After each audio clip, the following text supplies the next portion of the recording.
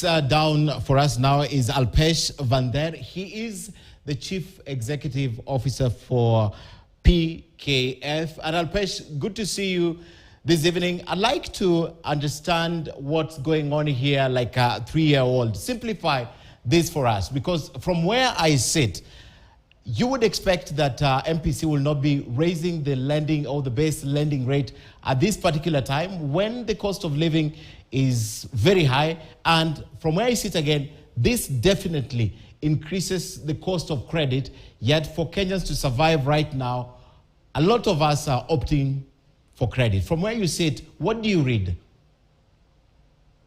Thank you for having me, Ken. I think I'm not surprised that the rates have actually increased. I think, as Mr. Thege said, I think the focus is now on the exchange rates. I think the exchange rate, Kenya's rate has depreciated more than expected.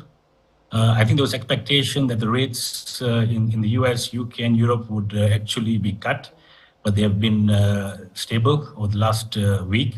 The expectations that the rates will go down in the third and fourth quarter. And I think it's a balancing game which the central bank is playing.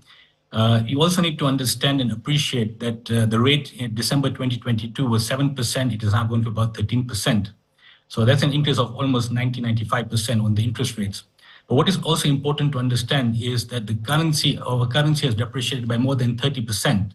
And if you take another 10% interest, it's gone up by almost 40%. So I think we have to find the right balance. What is hitting Kenya more? Is it the increase in the cost of borrowing, or is it the depreciation of the currency? We also need to take into account the consideration that government debt, 50% of our debt is in local currency, 50% of our debt is in foreign currency.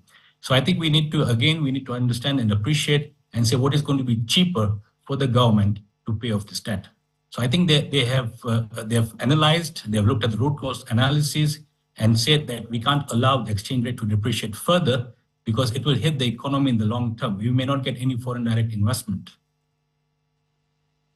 But from where you sit, will this achieve the control of the exchange rate plummeting? You know, right now, the cost is actually at about, the exchange rate is